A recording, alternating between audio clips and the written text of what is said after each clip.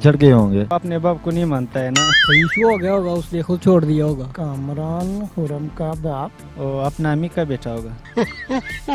अस्सलाम वालेकुम नादरीन, मैं हूं आपका होस्ट रहील और आप देख रहे हैं आपका पाकिस्तान टीवी। नादरीन, आज मैं लेकर आया हूं एक IQ लेवल का दिलचस्प सवाल मेरा यह है कि कामरान खुरम का बाप है, लेकिन जो खुरम है वो कामरान का बेटा नहीं है, तो ये कैसे मुमकिन है? आइए अवाम से पूछते हैं और जानते हैं इसका जवाब लोग क्या देते हैं।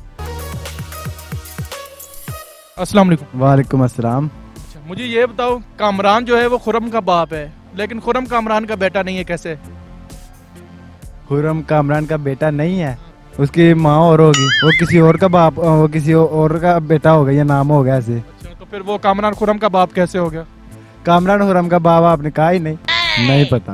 कामरान खुरम का बाप, लेकिन खुरम कामरान का बेटा नहीं।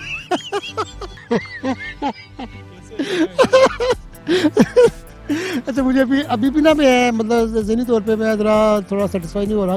कामरान खुरम का बाप है, लेकिन खुरम कामरान का बेटा नहीं है। ओह, कामरान खुरम